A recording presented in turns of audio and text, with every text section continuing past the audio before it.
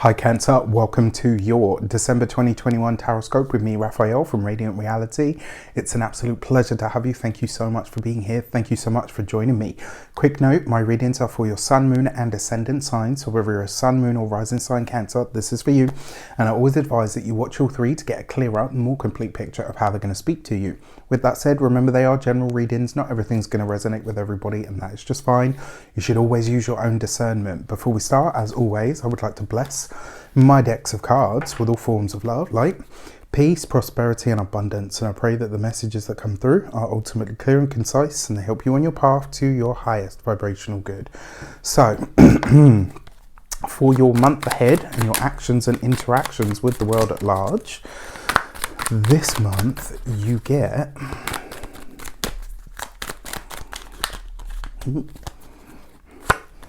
the Queen of Cups, right? So this is nice, actually, in a way. You know, you show up as yourself. So, you know, whether you're a man or a woman is irrelevant. The Queen of Cups is Cancer ruled as far as I'm concerned. And one of the things that I love about this is it suggests that your actions are very self-focused and directed at this moment in time. What this also suggests to me is this is a month where you're going to be nurturing and nourishing yourself as much as you nurture and nourish everybody else. This is about you finding or taking the energy that you have that loves and cares for and nourishes and nurtures everybody and turning it inward in some way. And what I like about this is I've always said this, whether you're especially to, you know, friends and clients that I have that are parents, I often say to them, if you are a happy person, makes a happy parent, right? Like before you were a husband, a wife, a girlfriend, a boyfriend, etc., you were a person, and you would do whatever you wanted or needed to do to make yourself feel happy or to feel good. This month, you're diverting a portion of your time, your energy, your resources to nurturing and nourishing yourself again from the inside out. I actually really like this for you. Now, what it also suggests as well, because it is the Queen of Cups, this is a time where your emotions may be very much, you know, to the surface, to the fore. Kind of makes sense. We've got an eclipse in the first week of the month, and then we've obviously got the full moon. So there's a lot of, even though we're in, you know, Sag/Capricorn season, there is still a lot of lunar energy pervading through this month. Now, because you're ruled by the moon, obviously you're going to be feeling this, right, more than anybody else. I am your lunar brother. You know, I got moon in Cancer. I'm very proud of that fact. But this Queen of Cups, in terms of your actions, this could really see you looking after and nurturing and nourishing yourself, maybe like never before, in newfound ways. And this makes you better for and with everything else. For your money and materials, all right, so you've got the Ten of Swords. Not the easiest of energies, let's be honest, but there's a few ways that this could show up. Before we get into that, if you haven't got your seat for the Winter Solstice Alignment activation, you can get your seat in the link in the description box below. This year, I have not only one, but two special guests. I've got Heather from Astrology with Heather, and I've got Denise from Human Design with Denise. So, with Denise Matthews, should I say. For those of you that don't know, the Human Design Oracle deck card that I use, Denise actually designed those. She has a massive project on her channel where she talks a lot about the different gates and the profiles of human design. So if you come to this session, you're going to be getting the astrology for the year ahead, like some of the hints and tips that you might need to know. You're going to be getting the numerology of the year ahead, some of the things that you might need to know, the human design perspective. I'm going to be there pulling cards. Obviously, it wouldn't be a session otherwise.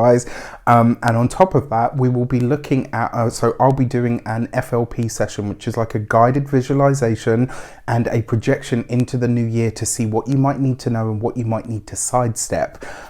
It's going to be packed. This is like 4 hours of just knowledge upon knowledge upon knowledge. So it would be wonderful to have you there. And remember, if you're setting your intentions on the 21st of December with a bunch of like minds and souls, that energy is going to be amplified. You don't want to miss this. Link is in the description.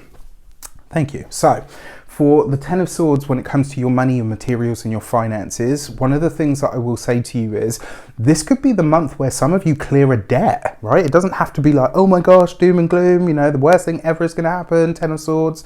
This could literally be you paying something off, right? Now, it kind of suggests that maybe if you do this, it's like you manage to do everything, right? So you get your presents, you get your food, you got everything that's looked after and all the rest of it. If you're celebrating Christmas or Hanukkah or Kwanzaa, Yule, whatever you do celebrate, from my heart to yours, I hope it's great. But this could be that, and then it's like you have this surplus, and it's like, you know, what can I do with this? I can clear this debt, I can get rid of this thing, I can get rid of this thing that's hanging over my head. This is one way that you could do this, and it might mean that there isn't much left, but it could be truly awesome. That's, you know, on the lighter sort of side of it. On the heavier side of it, the Ten of Swords it might suggest that when it comes to finances or resources, maybe something that you had counted on from a job, maybe somebody repaying a debt, etc., doesn't come through. And, you know, if that is the case, the thing that I want to say to you is don't stress too much about it, because it will come back to you in another way. You've got this next to this Queen of Cups, and this suggests to me that in some way, shape or form, this is you refusing to be or do everything for others, right? And that's not in like a mean way. It's kind of like okay, here's the boundary. This is what I can do. This is what I can offer and will, and this is what I can't, and this is what I won't. I actually like that. I think this could, you know, in a lot of ways actually could be very good for you. When it comes to your communications and conversations, you have another of your own cards, which is the High Priestess. So you've got this next to the Ten of Swords. I want to say this is like you having the most civil argument anybody's ever seen. You know, maybe it's, you know, for the reason I say this is because it falls next to the Ten of Swords. There's a few ways that we could read this, right? So one of them is maybe you are having a challenge with a family member, but you're all getting together as a family for the holidays, and, you know, you're silently seething about something, but you don't let anybody know it. That undercurrent is definitely going to be there, and it's definitely going to notice. You're a Cancerian, whether this is your sun, your moon, or your ascendant. Your emotional energy impacts and affects everything around it. Such is the power of Cancer, right? This is one of the reasons I say Cancer is the most psychic of the signs. Like, everybody was like, oh, it's Pisces, or it's Scorpio, or whatever, and I'm like, no, it's Cancer. And because you have such a powerful psychic and empathic energy about you, it is going to notice, right? So you're going to have to find a way to get better at your acting, or you're going to have to find a way to deal with it quickly, all right? So just so that it doesn't affect everything and everyone around you. Another way that this could show up for you as well, this could be this could be a month where some information, some secret tidbit is shared with you or to you, or maybe there's something that you feel that you need to share. Some piece of information is now being shared or given to you that it might change your perspective on something, but, you know, it doesn't have to ruin anything. It's just a really interesting card to have here, especially next to that Ten of Swords.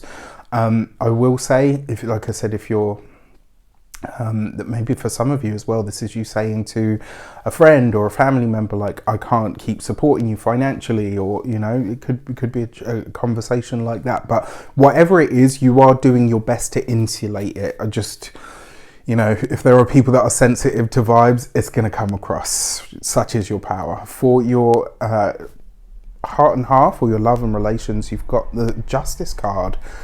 This is very interesting to me because these are the two gates, right?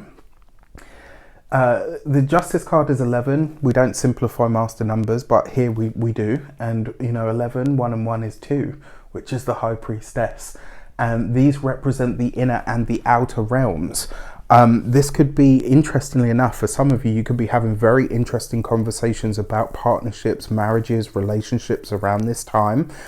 For those of you that are single, this could be a time where actually you realize that you're ready to commit to that person that you've been seeing, that you weren't really sure, you know, maybe somebody that you weren't really sure about whether, you know, you were in or out with them. You could suddenly realize, actually, yeah, you know, I want to be all in with this person. For those of you that are partnered, married, or in long-term commitments, This could be you guys having some serious conversations about your future, and not necessarily bad ones. This could just literally be you guys saying, right, well, you know what, now we want to start a family.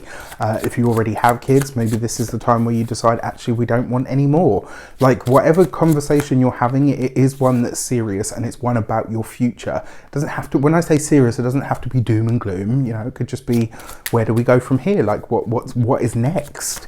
For your first week of the month, you've got the Death card. Okay, so a Scorpio woman may feature for all of you in some way, shape or form. Death card, Scorpio ruled. Queen of Cups, water sign woman, Pisces, Cancer, Scorpio. A Scorpio woman may feature for you here in the first week of the month. Especially interesting because obviously we've got that eclipse that's taking place as well on the 4th. What I will say as well is this could be a time at which you get very, very clear on what you're bringing to an end, like what you're cutting out, what you're no longer doing, what you're no longer going to accept. There's just a really strong sense of completion here of a specific path. Maybe for some of you as well, this is a moment where you speak a truth into the daylight, and then it, you know, everything else that can't survive with that truth being out there now goes away. The fact that you've got the Ten of Swords there as well, though, I do need to talk about the fact that there may be, and I touch wood, I hope I'm wrong on this, but this might be the passing of somebody. Now, the weird thing is, I don't feel that this person is particularly close to you, but I do feel like it's somebody that you're going to be like, wow, you know, I can't believe that's happened. Like, it will be a sad moment. It's always a sad moment, but you get my point. So for the second week, you have the Tower card. Okay, so there's no getting around it. For some of you, this is the end of a debt, which is great. For others, this does look like a financial challenge and or issue that might show up for you in the second week of the month. Because it comes up with the Tower card as well, this might be something that you really don't see coming. It could just be an added or an extra expense that you're kind of like, oh, you know what, right now, this is the worst thing that could happen. You know, and we always say that, don't we? Like, when something challenging happens, it's like, oh, this is the worst opportunity, like, that this could happen. For some of you, it looks like something is going to need to be replaced, something in the home. And it's really weird. I know this is going to sound crazy, but I feel like it's the cooker.